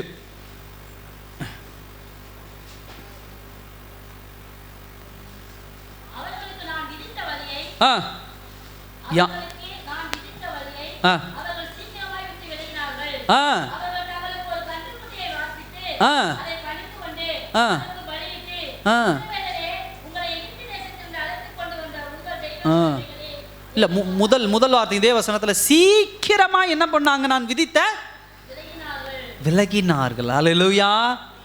சகோதர சகோதரி, சீக்கிரமும் தீவிரமும் தேவனை விட்டு விலகுகிறதுல வேகமா இருக்குது, ஆனால் தேவன் பக்கம் சாருவது இல்லை. அல்லேலூயா.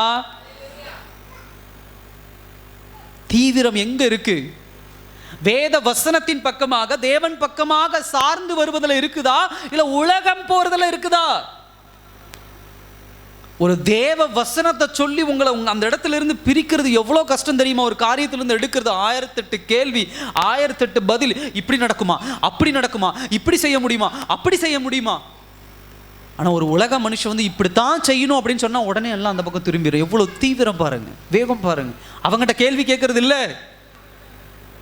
ஒருத்தர் வந்து இந்த காரியத்தை இப்படி தான் நீங்கள் செய்யணும், அப்போ தான் உங்கள் வீட்டு ஃபங்க்ஷனுக்கு நாங்கள் வருவோம், உங்களோட அப்போ தான் நாங்கள் பழகுவோம், அப்போ தான் உங்களோட பேசுவோம். கேள்வி கேளுங்களே தீவிரமா, உடனே கேளுங்க. அன்னைக்கு நான் இந்த பிரச்சனையில் இருந்தேன், நீ ஏன் வரல? கேளுங்க. அன்னைக்கு நான் இவ்வளோ கஷ்டத்தில் இருந்தேன், நீ ஏன் வரல? கேளுங்க. அந்த கேள்வி வராது. ஆனால் ஆண்டவர் மட்டும் ஒரு காரியத்தை சொல்லிட்டார், இப்படி தான், இப்படி செய்யலாங்களா, இது இப்படி பண்ணால், இது இப்படி பண்ணால் இப்படி நடக்குமா, அப்படி பண்ணால் அப்படி. ஆண்டவரே இது கிடைக்குமா, இது கிடைக்காதா? அடுத்த வார்த்தை பதில் வருது. தீவிரமாக ஆண்டவர்கிட்ட கேள்வி கேட்கிறோம், வேத வசனத்தை கேள்வி கேட்கிறோம்.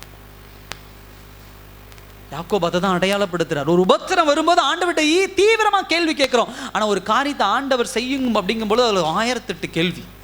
நடக்குமா, நடக்காதா, வருமா, வராதா, போவோமா, வரமாட்டோமா, இவங்க வருவாங்களா, அவங்க வருவாங்களா, இவங்க செய்வாங்களா, அவங்க செய்வாங்களா? ஒரே பதில தான். ஒருத்தர் வந்து உங்க குடும்பத்தில் தலையிட்டு ஒரு காரியத்தை தேவனுக்கு விரோதமா செய்யுங்கன்னு செய்யும் பொழுது கர்த்தர் செய்த அற்புதங்களை எல்லாம் உங்ககிட்ட தீவிரமா கேள்வி கேளுங்க. நானே கஷ்டத்தில் இருந்தனே, நீ எங்க போன? டக்குன்னு கேளுங்க. அப்ப அவங்க என்ன பதில் சொல்லுவாங்கன்னு பாருங்க. பதில் சொல்ல முடியுமா அவங்களால? அன்னைக்கு நான் விபத்துல கடந்தனே, நீ எங்க போன? கேளுங்க. அன்னைக்கு நான் வியாதியில் இருந்தனே, கஷ்டப்பட்டு தனிமையில கடந்தனே, காசு இல்லாம கடந்தனே, அப்ப நீ எங்கப்பா போன? பதில் சொல்ல முடியாது. ஆனா ஆண்டவர்கிட்ட கேட்கலாம். அல்லேலூயா. ஆண்டவர்கிட்ட கேட்குறீங்க, ஆண்டவரே அன்றைக்கு என் குடும்பத்தை விட்டு நான் உங்ககிட்ட வந்தனே, இன்னைக்கு ஆசீர்வாதத்தை கொடுங்க. ஆண்டவரே அதை விட்டு வந்தனே, இன்னைக்கு அதை கொடுங்க. கேட்குறோம் ஆண்டவர்கிட்ட. நல்லா கவனிச்சு பாருங்க சகோதர சகோதரி, தீவிரம் எங்க இருக்கு? ஒரு சீஷன்னா தீவிரம் தேவ வசனத்தை கேட்பதில் இருக்கணும், உலக வசனத்தை அல்ல, உலக வார்த்தையை அல்ல. நீங்க எவ்வளவு தீவிரமா உங்க வசனம் வார்த்தை இருக்கோ அவ்வளவு தூரம் உங்க வாழ்க்கை மாறும். வாழ்க்கை மாறும். எனக்கு தெரியும் சில குடும்பங்கள் ₹1 உண்டான விஷயமா இருந்தாலும் பாஸ்டர் கேட்போம். அல்லேலூயா. பாஸ்டர் கேட்போம். ஒரு சின்ன ₹1 வாங்குற ஒரு பாஸ்டர் கேட்போம். பாஸ்டர் என்ன சொல்றான்னு பார்ப்போம். வேத வசனத்தின் பிரகாரம் செய்ய சொல்லுவார் பாஸ்டர். அவர் கேட்போம், அவர் என்ன சொல்றாரோ அதை நம்ம செய்வோம், இல்லைன்னா அது வேண்டாம் நமக்கு. இன்னும் சில பேர் நம்ம எப்படி சொல்லலாம் அப்படின்னா, பாஸ்டர் கூப்பிடுவோம், பாஸ்டர் கேட்போம், அவர் என்ன சொல்றாரோ அதுக்கு நேர் ஆப்போசிட்ல என்ன பண்ணுவோம்? அல்லேலூயா. அவர் வேண்டான்னு சொன்னா வேணும், அவர் வேணும்னு சொன்னா அது வேண்டாம். ஏன்னா போதகர் உங்களுக்கு கொண்டு வந்து சொல்ற வார்த்தை ஏதோ சுய வார்த்தை அல்ல. வேத வசனத்தின் பிரகாரம் தான் ஒரு காரியத்தை உங்களுடைய வாழ்க்கையில வேணும் வேண்டான்னு நாங்க சொல்றோம். அல்லேலூயா. உங்க வாழ்க்கையில இந்த காரியம் வேணும் பிரதர் சிஸ்டர், இது வேணும் அப்படின்னா வேத வசனத்தின் பிரகாரம் வேண்டும், வேத வசனத்தின் பிரகாரம் வேண்டாம். ஆனா உலக மனுஷன் சொல்றது அப்படி கிடையாது. அவனுக்கென்று சில காரியங்கள் ஆதாயப்படுத்துவதற்கு தான் உங்களை தீவிரம் பண்ணுவான். அல்லேலூயா. ஒரு காரியத்தை உங்க வாழ்க்கையில ஒரு மனுஷன் வந்து தீவிரமா பண்ண வைக்கிறான் அப்படின்னா நல்லா கவனிச்சு பாருங்க, அவனுக்கு அதுல ஏதாவது என்ன உண்டு? அல்லேலூயா. உலகம் உங்களை தீவிரப்படுத்துதுன்னா உலகத்திற்கு ஆதாயம் உண்டு. தேவன் உங்களை தீவிரப்படுத்துகிறார்னா அது யாருக்கு ஆதாயம்? உங்களுக்கு ஆதாயம், எனக்கு ஆதாயம். ஆண்டவர் என்ன தீவிரப்படுத்துறாருன்னா அது எனக்கு ஆதாயம். உலகம் என்ன தீவிரப்படுத்துதுன்னா அது அவனுக்கு ஆதாயம். திரும்ப திரும்ப அந்த வார்த்தையை நான் உங்களுக்கு சொல்றேன். காது தேவ வசனத்துக்கு தீவிரமா என்ன பண்ணணும்? இருக்கணும். மார்க்கில் அழகா சொல்றாரு ஒரு வார்த்தையை. மார்க் 4ஆம் அதிகாரம் 24ஆம் வசனத்தை ஒருத்தர் எடுத்துக்கொள்ளுங்க. இன்னொருத்தர் லூக்கா 8ஆம் அதிகாரம் 18ஆம் வசனத்தை எடுத்துக்கொள்ளுங்க. எனது ரெண்டு ரொம்ப முக்கியம். ஒருத்தர் மார்க் 4:24 எடுங்க ஃபர்ஸ்ட்.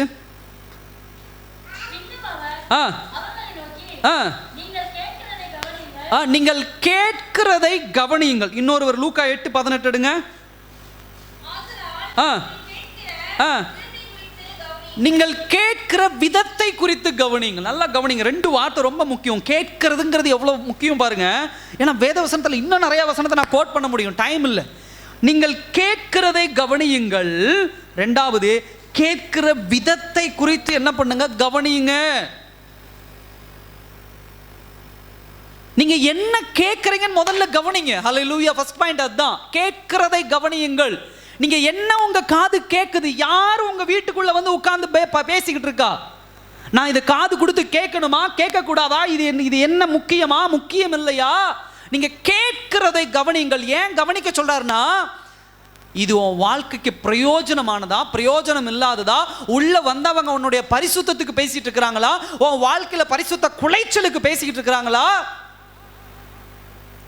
கேட்கிறதை கவனிங்க. யாரை கேட்டுக்கிட்டு இருக்கிறீங்க? ஹல்லேலூயா. வேத வசனத்தை கேட்டுக்கிட்டு இருக்கிறீங்களா? இல்ல வீட்டுக்குள்ள வந்து உட்கார்ந்து யாரோ ஒருவர் தேவையில்லாத காரியத்தை, தேவனுக்கு புறம்பான ஒரு காரியத்தை உங்ககிட்ட சொல்லிக்கிட்டு இருக்கிறாருன்னா அதை கேட்டுக்கிட்டு இருக்காதீங்க. எனக்கு நல்லா தெரியும், இவ்வளவு பிரசங்கம் கேட்டுட்டு இன்னைக்கு மதியம் போய் இன்னொருத்தர் சொல்றதா நீங்க கேட்க போறீங்க. நீங்க என்ன, யாராவது ஒருவர், நமக்குள்ள யாராவது ஒருவர், இதை கேட்கிற ஒருவர், இவ்வளோ வசனங்களை கேட்டும் இவ்வளோ சத்தியத்தை கேட்டும் பாஸ்டர் அவங்க போய் அவங்களுக்கு என்ன விருப்பமோ உலக மனுஷன் சொன்னதை அழகா செஞ்சுட்டாங்க பாஸ்டர் அப்படின்னு சொல்லி ரொம்ப சந்தோஷம். ஏன்னா இழந்து போறது யாரோ இல்லை, நீங்க. ஆசீர்வாதத்தை இழந்து போறது நீங்க. நீங்க கேட்கிறதை கவனிக்காமல் உலக மனுஷன் சொல்றதை கேட்டுக்கிட்டு இருக்கிறீங்கன்னா இழப்பு உங்களை எதிரே நிற்கிற போதகருக்கு கிடையாது. நல்லா கவனிங்க. உங்க வீட்டுக்கு வந்து வேத வசனத்தின் பிரகாரம், பிரதர் இது செய்ய வேண்டாம், அம்மா இது செய்ய வேண்டாம், தயவு செய்து இது வேண்டாம், இது ஒத்துக்காதீங்க, என்ன நடந்தாலும் சரி அப்படின்னு சொன்னா ஆசீர்வாதம் எனக்கு இல்லை. நீங்க அதை செஞ்சா ஆசீர்வாதம் உங்களுக்கு. நீங்க அந்த வசனத்தை கேட்கலைன்னா உங்களுக்கு தான் பிரச்சனை, உங்களுக்கு தான் தீவினை. பாஸ்டர் சொன்னதை செஞ்சுட்டு பாஸ்டருக்கு அதனால ஒன்றும் கிடையாது. எனக்குண்டான ஆசீர்வாதம், எனக்குண்டான மேன்மை பரத்திலிருந்து என்ன பண்ணுகிறதே, ஆண்டவர் என்னை போஷிக்கிறார், எனக்கு நிறைவாக கொடுக்குறாரு. சில பேருக்கு கோபம் வந்துடுது, சில பேர் சபையை விட்டு போகிறாங்க, சில பேர் சபைக்குள்ளே கடினமாக இருக்கிறாங்க. நான் அதை பற்றிலாம் ஒரி பண்ணுறது இல்லை, அதை பற்றிலாம் கவலைப்படுறது கிடையாது. ஏன்னா நம்ம எப்பயுமே ஊழியக்காரன் வந்து சபையிலிருந்து தான் உணவுக்கு, போஜனத்துக்கு, குடும்பத்துக்கு காசுன்னு நினச்சா என்னைக்கு வந்து ஊழித்து விட்டு நான் போயிருப்பேன். எனக்குண்டான ஆசீர்வாதம் சபையிலிருந்து வருகிறது, ஆனால் சபை தான் என்னுடைய ஆசீர்வாதம் அல்ல. அல்லேலூயா. சாப்பாடு மனுஷன் தான் கொடுக்கணும். எலியாவுக்கு சாப்பாடு எங்கிருந்து வந்துச்சு? சத்தமா சொல்லுங்க. சாப்பாடு எங்கிருந்து வந்துச்சு?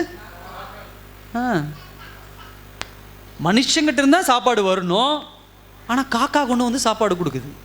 அப்ப தேவனுடைய ஆசீர்வாதம் என்பது இங்கிருந்து தான் வரணும்னு கிடையாது. எங்கிருந்து வேணாலும் என்ன பண்ணும், நம்ம இங்கிருந்து தான் வரணும் ஓடி பின்னாடி வேகமா மூச்சரைக்கும் ஓடி போனோம்னா அங்க செவனிலேயே அப்படி வெளியே போடான்றாங்க. உனக்கு இங்கே ஒன்றும் கிடையாது, வெளியே போன்றாங்க. இங்கிருந்து வராதுன்னு எங்கே நினைக்கிறோமோ அங்கிருந்து ஆசீர்வாதம். எனக்கு மாத்திரமல்ல, உங்களுக்கும் சேர்த்து தான் சொல்கிறேன், நான் எல்லாருக்கும் சேர்த்து தான் சொல்கிறேன். அப்போ வேத வசனத்தை தீவிரமாக நம்ம என்ன பண்ணணும், கேட்கணும். அது கேட்குற அடுத்தது, நீங்கள் கேட்குற விதத்தை குறித்து கவனியுங்கள். என்ன விதத்தில் கேட்குறீங்க? ஏற்றுக்கொள்ளுகிற விதமா, இல்லை அதை வந்து சரியா சரியில்லையா, தப்பா தவறு இல்லையா, அப்படி ஒரு விதமா? என்ன விதம்? ஹல்லேலூயா. வேத வசனத்தை கேட்கிற விதம், உங்களுடைய இருதயம் எப்படிப்பட்டதாக இருக்கிறது?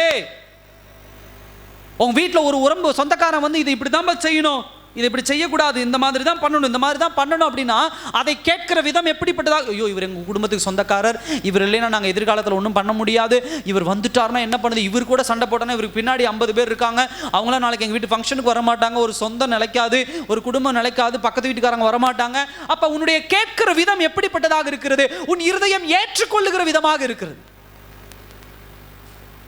அப்போ பிசாசானவனுடைய வேலை சுலபமாக குடும்பத்தில் முடிஞ்சிருது. அல்லேலூயா. உன் குடும்பத்தை மடமாற்றி விட்டுருவான், உன் ஆசீர்வாதத்தை திருப்பி விட்டுருவான். உன் கேட்கிற விதம் எப்படிப்பட்டதாக இருக்கணும்? தேவ வசனத்திற்கு ஆம் என்றும் உலக வார்த்தைக்கு இல்லை என்றும் இருக்கணும். அல்லேலூயா. தேவ வசனத்தை கேட்கும் பொழுது ஆம், என் விதம் அப்படிதான். எஸ், தேவ வசனத்தை அதுக்கு அதனால எனக்கு எவ்வளோ லட்சம் ப்ராஃபிட் ஆனாலும் சரி, அது வேண்டாம்னா வேண்டாம். அதனால எனக்கு எவ்வளவு இழப்பானாலும் சரி, அது வேணும்னா வேணும். நான் எதை இழந்தாலும் சரி. இதுக்கு எல்லாம் பிரச்சனை இருதயம். அதை தெளிவாக என்ன பண்ணும்? ஏன் சில நேரத்தில் வேத வசனத்தை நாம் கேட்டும் அது நம்முடைய இருதயத்துக்குள்ளே போய் செயல்பாடாக மாற மாட்டேங்குதுன்னா நம்முடைய ஆவிக்குரிய வாழ்க்கை அது ஆண்டவர் வர வரைக்கும் அது டிக்கேவாக தான் இருக்கும். டிக்கேனா அழிந்து போனதாக தான் இருக்கும். ஆனால் சில நேரத்தில் இந்த பாடல்கள் பாடும் பொழுதும் பரலோகத்தை காண்பேனே, பரலோகம் போவேன்னு அப்படி குஷி ஆகிடுவோம். ஆனால் வாழ்க்கையில் அதெல்லாம் செய்ய மாட்டோம். ஆனால் பரலோகம் வேணும் கண்டிப்பாக கிடையாது. அல்லேலூயா. தயவு செய்து அப்படிலாம் மனத்தில் நினச்சிக்காதீங்க. நீங்கள் செய்கிறது எல்லாமே தேவனுக்கு புறம்பாக செஞ்சுட்டு பரலோகம் எனக்கு தான், பரலோகம் நான் செத்தா பரலோகம் போயிடுவேன், தயவு செய்து நினைக்காதீங்க. It's not a easy job. சுலபமான வேலை அல்ல அது. பரலோகம் என்பது பரலோகத்திற்காக பரலோக தெய்வம் பூமியில் இறங்கி ரத்தம் சிந்தி இருக்கிறார். அல்லேலூயா. பரலோகத்திலிருந்து இறங்க பூமியில் ரத்தம் சிந்தி இருக்கிறார். இன்னைக்கு நம்ம வீட்டில் ஒரு படியை தாண்ட மாட்டேங்கிறோம் ஆண்டவருக்காக. எப்படி அந்த கிடைக்கு? நல்லா யோசிச்சு பாருங்க. ஒருத்தர் தெய்வமாக இருந்தவர் பரலோகத்தை சுதந்திரிக்க மனுஷனாக மாறி நிர்வாணப்படுத்தி சிலுவையில் அடித்து ரத்தம் சிந்தி இருக்கிறார். அப்ப பரலோகம் என்பது எவ்வளோ பெரிய காரியம். இன்னைக்கு நம்ம பரலோகத்திற்காக ஒரு காரியத்தை விட்டு கொடுக்க மாட்டேங்கிறோம். வாழ்க்கையில வேத வசனத்தின் பிரகாரம் ஒரு சின்ன காரியத்தை விட்டு கொடுக்க மாட்டேங்கிறோம். உலகம் சொல்லுகிற காரியத்தை பின்பற்றுறோம். இது வேண்டாம் அப்படின்னு வேத வசனம் எவ்வளவு தூரம் சத்தம் போட்டாலும் உலகம் பாஸ்டர், உலகம் பாஸ்டர், உலகம் பாஸ்டர் இல்லை. அப்போ பாட்டு போடும், ஞாயிற்றுக்கிழமை பாட்டு பாடும் பொழுது பரலோகத்தை காண்பேன், என் சொந்த கண்களால் பரலோகம் போவேன், எனக்குன்னு ஒரு வீடு இருக்கு, எனக்குன்னு ஒரு அறை இருக்கு, கிடையாது. ரொம்ப கஷ்டம். வேதவசனம் தெளிவான நம்ம இடத்துல என்ன பண்ணுகிறது? கொண்டு வருகிறது. மூன்றாவது ஒரு காரியம், அதாவது கேட்கிறதற்கு தீவிரமாய் அப்படிங்கிற ஒரு வார்த்தை கர்த்தரிடத்துல மாத்திரம் கிடையாது, உலக பிரகாரமான ஒரு வாழ்க்கையில். அதாவது தீவிரம் என்பது எதை குறிக்கக்கூடிய விஷயம்? ரெண்டு விஷயம். ஒன்று வேகம், இன்னொன்று கவனம். அல்லேலூயா. ஆம்புலன்ஸ் போகுது, எவ்வளோ வேகமாக, எவ்வளோ தீவிரமாக போகுது? ரொம்ப ஸ்பீடு, ரொம்ப வேகமாக போகுது. ஆனால் அதே ஆம்புலன்ஸ் அவ்வளோ தீவிரமாக போனாலும் கவனம் இல்லைன்னா என்ன ஆகும்? சத்தமாக சொல்லுங்க. ஆக்சிடென்ட் ஆயிரும். அவங்க போகிறது 120 போகலாம், 150 போகலாம், என்ன வேகத்தில் வேணால் அவங்க போகலாம், தீவிரம் என்ன வேணா இருக்கலாம். ஆனால் தீவிரம் கவனம் இல்லை என்று சொன்னால் ஆக்சிடென்ட்ல தான், விபத்தில் தான் என்ன பண்ண முடியும். சகோதர சகோதரியே, நீங்கள் கேட்கிற விஷயம் அப்படிதான். இன்னைக்கு ஆண்டவரிடத்துல கேட்கறதுல தீவிரம் இருக்கு, ஆனால் கவனம் இல்லை. உலக பிரகாரமான வார்த்தையில கேட்கறதுல தீவிரம் இருக்கு, கவனமும் இருக்கு. இதனால தான் கிறிஸ்தவ வாழ்க்கையில ஜெயிக்க முடியல.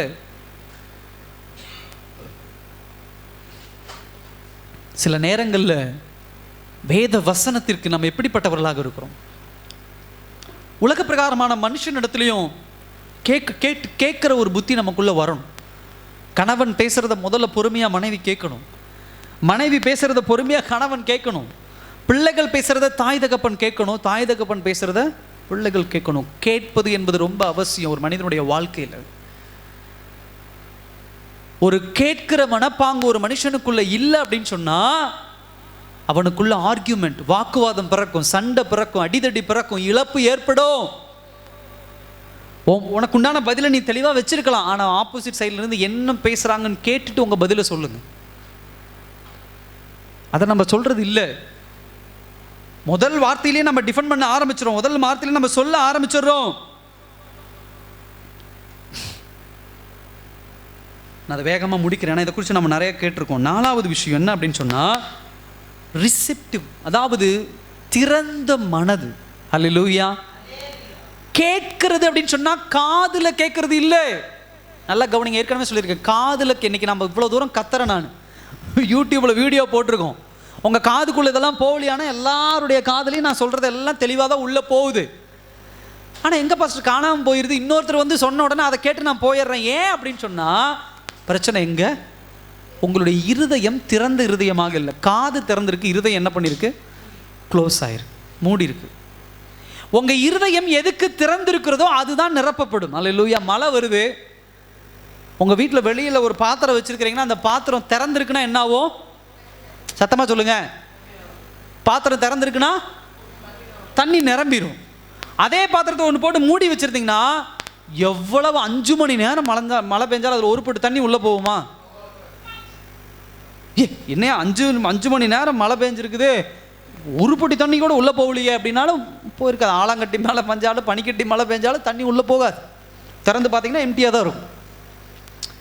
அப்போ என்னுடைய இருதயம் இத்தனை நாட்களாக கிறிஸ்தவத்துக்குள்ளே வந்தும் ஆண்டவருடைய பிள்ளையாக இருந்து மூடியே இருக்கிறனால எத்தனை பிரசங்கம் பண்ணாலும், எத்தனை வேத வசனத்தை வாய்ச்சாலும், எவ்வளோ தூரம் பார்த்தாலும் இருதயத்தை திறந்து பார்த்தா எப்படி தான் இருக்கும்? எம்டியாக தான் இருக்கும். எம்டியாக இருக்குது, வேற ஒன்று அதில் நிரம்பியிருக்கும்.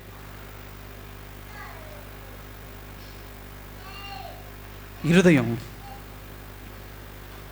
அழகா ஒரு வசனம் சொல்லுது. யோவான் 8ஆம் அதிகாரம் 47ஆம் வசனத்தில் ஒரு இடத்து கூட வாசிங்கல்ல, ரொம்ப முக்கியமான ஒரு வசனம். யோவான் 8:47. தேவனால் உண்டானவன்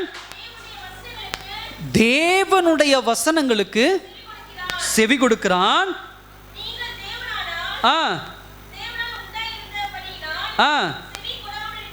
நீங்கள் தேவனால் உண்டாயிராதபடியினால் செவி கொடாமல் இருக்கிறீர்கள். அல்லேலூயா. இந்த வசனம் எத்தனை பேருடைய கண்கள் இதுக்கு முன்னாடி பட்டிருக்கு? எனக்கு பட்டுச்சு. நான் எவ்வளவோ தூரம் உட்காந்து பேசி பேசி பேசி பேசி அவங்களுடைய மனசை மாற்றிடலாம், ஆண்டவருடைய வழிக்கு அவங்களை கொண்டு வந்துடலான்னு 2 மணி நேரம் 3 மணி நேரம் 4 மணி நேரம் வேண்டாம் வேண்டாம் வேண்டான்னு சொன்னாலும் அவங்க அதிலிருந்து மாற ஐடியாவில் இல்லை, இப்போ கரெக்டாக அதை செஞ்சுட்டு வந்துடுறாங்க. அப்போ தான் ஆண்டவர்கிட்ட கேட்ட, ஆண்டவரை ஏன் ஆண்டவர் அப்படிங்கும்போது இந்த வசனத்தை எனக்கு கொடுத்தார். அவர் சொன்னார், தேவனால் உண்டானவன் தேவனுடைய வசனங்களுக்கு செவி கொடுக்கிறான். தேவனால் உண்டாயிராதபடியினால் நீ சொல்கிறத அவங்க செவி கொடுக்க மாட்டேங்கிறாங்க, அவ்வளோதான். இதுக்கு ஏன் இவ்வளோ கேள்வி கேட்டுட்டு உட்காந்துருக்கு அப்படின்னார். ஓ, அப்போ எனக்கு புரிஞ்ச ஒரு விஷயம், நான் ஃபஸ்ட்டு டைம் சொல்லும் போதே அவங்களுக்கு புரியறதெல்லாம் தெளிவாக புரிஞ்சிருது. ஆனால் அதை செய்யக்கூடாதுன்னு மனநிலைமையில் இருக்கிறாங்க. நீ 2 மணி நேரம் உட்காந்து இன்னும் ஆற்றுனாலும் அவங்க அதை என்ன பண்ண போகிறதில்ல, கேட்க போகிறதில்ல. ஸோ டைம் என்ன ஆயிடுது? உன் டைம் வேஸ்ட், உன் எனர்ஜி வேஸ்ட், எல்லாமே வேஸ்ட். பட் ஒரு நாளில் இதனால் வேதனைப்பட்டு உங்ககிட்ட ஒரு நாள் வருவாங்க. ஹல்லேலூயா. பாஸ்டர் நீங்கள் சொன்னீங்க அன்னைக்கு, நான் தெரியாமல் இல்லை தெரிஞ்சே போய் நீங்கள் சொன்னதை கேட்காம அந்த காரியத்தை பண்ணேன், இன்றைக்கி இவ்வளோ இழந்து நிற்கிறேன் பாஸ்டர், இன்றைக்கி இவ்வளோ பிரச்சனையில் நிற்கிறேன் பாஸ்டர்னு உங்ககிட்ட வருவாங்க. அன்னைக்கு நீ நினச்சிக்கோ இது தேவ வசனம் தான் அப்படின்னு. ஹல்லேலூயா. அதாவது யூதர்கள் தேவனை சுற்றி நிறைய பேர் இருந்தாங்க. அதில் யாருடைய காதுகளும் செவிடு கிடையாது. ஹல்லேலூயா. ஆண்டவர் அவ்வளோ வசனங்களை பேசினார், அவ்வளோ வார்த்தைகளை பேசினார். ஏன் அவ்வளோ தூரம் போவானே? 12 சீஷர்கள் இருந்தாங்க. 12 சீஷர்களை எப்பயும் உட்கார்ந்து வேத வசனத்தை ஆண்டவர் போதித்து கொண்டே இருந்தார். அப்ப 12 பேர்ல 11 பேர் இயேசுவை உண்மையா பின்பற்றினாங்க. யூதாஸ் விழுந்து போனான், யூதாஸ் செவிடனா. சொல்லுங்க, யூதாஸ் செவிடனா? காது இல்லையா யூதாஸுக்கு? இருந்துச்சு. தேவ வசனங்கள் யூதாஸ் காதுக்குள்ள கேட்டிருக்குமா? கேட்டிருக்காதா? கேட்டிருக்கும். ஆனா 11 பேருக்குள்ள இருந்த இருதயம் யாருக்கிட்ட கிடையாது. ஏன்னா யூதாஸின் இருதயம் பணத்தின் மீது இருந்தது. ஹல்லேலூயா. இந்த இருதயம் எதை சார்ந்து இருக்கிறதோ அதுல தான் என்ன பண்ணும், அது நாட்டமாக என்ன பண்ணும் இருக்கும். சகோதர சகோதரியே, வேத வசனத்தை அவ்வளவு தியானமா என்ன பண்ணும் இருக்கணும். இந்த பைபிளில் நடு புத்தகம் சங்கீத புத்தகத்தினுடைய 119ஆம் அதிகாரம், அந்த 119ஆம் அதிகாரம் வாசிச்சிங்கன்னா ஃபுல்லாக வேத வசனத்தை தான் டார்கெட் பண்ணி பேசியிருக்கும். அதில் ஒரு வசனம் 131ஆம் வசனம் சொல்லுது, உம்முடைய கற்பனைகளை நான் வாஞ்சிக்கிறபடியால் என் வாயை ஆவென்று திறந்து அவைகளுக்கு நான் என்ன பண்ணுறேன், ஏங்குகிறேன். என்ன ஒரு வார்த்தைங்க, ஏங்குறேன். எப்படா வரும், எப்படா கிடைக்கும் ஒரு காரியத்தை நம்முடைய வாழ்க்கையில் செய்ய தேவ வசனத்துக்காக ஏங்குறேன். இதை செய்யலாமா வேண்டாமா, இதை பண்ணலாமா பண்ணக்கூடாதா, வாங்கலாமா வாங்க வேண்டாமா. அப்போ தேவ வசனம் சரியா என்னை தேடி வந்த உடனே அதுக்கெல்லாம் ஓடி போய் என்ன பண்ணிடுறேன், உட்காந்துடுறேன். கேட்கிறதற்கு தீவிரமாய். உங்கள் காதுகள் எப்பொழுதும், உங்களுடைய இருதயம் எப்பொழுதும் தேவ வசனத்துக்கு தான் எப்படி இருக்கணும்? தீவிரமாக இருக்கும், தீவிரமாக இருக்கும். ஒரு தாய் ஒரு குழந்தையை பெற்றெடுக்கிறா. அந்த தாய் அந்த குழந்தைய ரூமில் தூங்க வச்சிடறா. முன்னாடி டிவி ஓடும், பக்கத்தில் வேலை என்னென்னமோ வேலையெல்லாம் நடக்கும், எவ்வளவோ சத்தம் இருக்கும். எவ்வளோ சத்தம் இருந்தாலும் அந்த தாய்க்கு தான் குழந்தை அழுத உடனே கரெக்டாக என்ன பண்ணுவாங்க? ஏங்க நீங்கள்லாம் படி இல்லையா? அல்லேலூயா. நீங்களே அந்த குழந்தை பெற்றெடுத்த நாட்களில் எவ்வளவோ சுற்றி சத்தம் இருந்தாலும் உங்கள் குழந்தை தூங்கிட்டு இருக்கும்போது டக்குன்னு எந்திரிச்சு மொதல் சவுண்டில் நீங்கள் கண்டுபிடிப்பீங்களா மாட்டிங்களா? கண்டுபிடிச்சிடுறோம். எப்படி கண்டுபிடிக்கிறோம்? 3-4 குழந்தைகள் இருந்தாலும் உங்கள் குழந்தை அழுகிற சவுண்டை அழகாக கேட்ச் பண்ணுறது உண்டு, நானும் கேட்ச் பண்ணுறது உண்டு. எப்படி கண்டுபிடிக்கிறோம்? என் காது அந்த சத்தத்துக்கு எப்படிப்பட்டதாக இருக்குது? என் காது மாத்திரமில்லை, என் இருதயம், அந்த இருதயத்துக்குள்ள என் குழந்தை தூங்குது. என்ன பண்ணுது? என் குழந்தை தூங்குது. எப்போ வேணால் எந்திரிக்கலாம். எந்திரிச்ச உடனே அந்த குழந்தை போய் எடுத்துடணும். உருண்டு விழுந்துருமோ, பசியினால் ரொம்ப நேரம் கத்துமோ, தொண்டை வறண்டு போயிடுமோ, அந்த வாஞ்ச, அந்த ஏக்கம், அந்த ஏக்கத்துக்கும் அந்த வாஞ்சைக்கும் அந்த காது என்ன பண்ணுது? அவ்வளோ கவனமாக கவனிக்குது. காது கேட்குது, கேட்கல. சில நேரத்தில் ஈஸியாக பக்கத்தில் உட்காந்து பேசினாவே காது கேட்கலன்றோம். 3வது ரூமில் அழுகிற குழந்தை ஈஸியாக அந்த காது கேப்சர் பண்ணுது. ஏன் அப்படின்னு சொன்னால், உன் இருதயம் உன் குழந்தையின் மேலே தாகமாக இருக்கிறது, வேத வசனத்தின் மேலே தாகமாக இல்லை. அப்போ இருதயமும் சரியாக தான் இருக்குது, காதும் சரியாக இருக்குது. இந்த விஷயத்துக்கு இவ்வளோ அட்டன்டிவாக கவனமாக இருக்கிற இருதயமும் காதும் வேத வசனத்துக்கு ஏன் அட்டன்டிவாக இல்லை? ஐயோ அப்படி சொன்னாங்களா, நம்ம அப்படி பண்ணக்கூடாதா, பாஸ்டர் இப்படி சொன்னாரா, நான் கவனிக்கலையே, அன்னைக்கு அப்படி சொன்னாரா, தெரியலையே. ஏன்?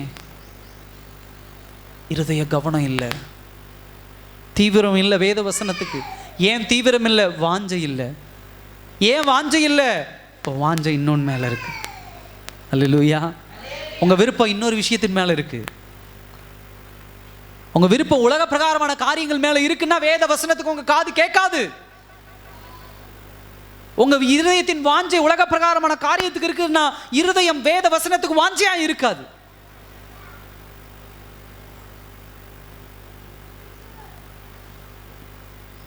யாக்கோபு ரொம்ப ப்ராக்டிக்கலாக பேசுகிறாரு. சகோதர சகோதரி, ஈஸியாக நீங்கள் நினச்சிக்காதீங்க ஆண்டவரை சுலபமாக ஏமாத்திடலான்னு. ஏமாற்ற முடியாது, ஏமாற்ற முடியாது. நீங்கள் நான் செய்கிற தவறுகளுக்கு எதுக்குமே பதில் சொல்ல முடியாது. தெரிஞ்சே தான் எல்லா தவறையும் பண்ணுறோம். அல்லேலூயா. எந்த காரியத்தையும் ஆண்டவரே தெரியாமல் பண்ணிட்டு ஆண்டவரே நான் மன்னிச்சிருங்க சொல்லவே முடியாது. பரிசுத்த ஆவியானவர் வச்சு, வேத வசனங்களை வச்சு, உங்கள் போதகரை வச்சு எல்லா விஷயத்தையும் ஆண்டவர் உங்களுக்கு சரியான நேரத்தில் சொன்னார். நீங்கள் தான் கேட்கல, நம்ம தான் கேட்கல. எல்லாம் செஞ்சுட்டு எல்லாம் இடிஞ்சு விழுந்ததுக்கப்புறம் ஆண்டவரே இவ்வளோ பெரிய இழப்பாயிடுச்சு, ஆண்டவரே இவ்வளோ பெரிய ஏமாற்றம் ஆயிடுச்சு, இவ்வளோ பெரிய கடன் ஆயிடுச்சு, இவ்வளோ காரியங்கள் குழப்பம் ஆயிடுச்சு, ஆண்டவரே தெரியாமல் நடந்துருச்சு ஆண்டவரே சொல்லாதீங்க. ஏன்னா நீங்கள் உங்கள் வாயில் சொல்லிக்கலாம், ஆனால் ஆண்டவர் சிரிச்சுக்கிட்டே சொல்லுவார், அப்படியா அப்படியா தெரியாமல் நடந்ததா? அவருக்கு தெரியும். கர்த்தர் ஒரு காரியத்தை சொல்றாருன்னா காரணம் இல்லாமல் சொல்ல மாட்டார். வேத வசனம் உங்களை தேடி வருதுன்னா உங்க மேல அன்பு இல்லாமல் ஆண்டவர் சொல்றவர் கிடையாது. சில நேரத்தில் உலக பிரகாரமான அன்றாட காரியங்களுக்காக தேவனை தூக்கி எறிஞ்சிடறோம். தேவனுடைய வசனத்தை கேட்க இருதயம் தயாரா இல்லை. சின்ன சின்ன காரியங்கள், ஒரு சிறிய பணத்துக்காக, சிறிய வீட்டிற்காக, சிறிய சொத்திற்காக, சிறிய உறவுக்காக, சொந்தக்காரங்களுக்காக வேத வசனத்தை இருதயத்திலிருந்து தூக்கி எறிஞ்சிட்டு வேற வசனத்தை நிரப்பி அதன் பிரகாரம் ஓடிட்டு இருக்கிறோம். உலக பிரகாரமான வார்த்தைகளை இருதயத்தில் நிரப்பி அதுக்கு ஓடிட்டு இருக்கிறோம். யாக்கோபு சொல்றாரு, வேத வசனத்திற்கு தீவிரமா இருக்கு. எல்லாரும் எழுந்து நிற்கலாமா?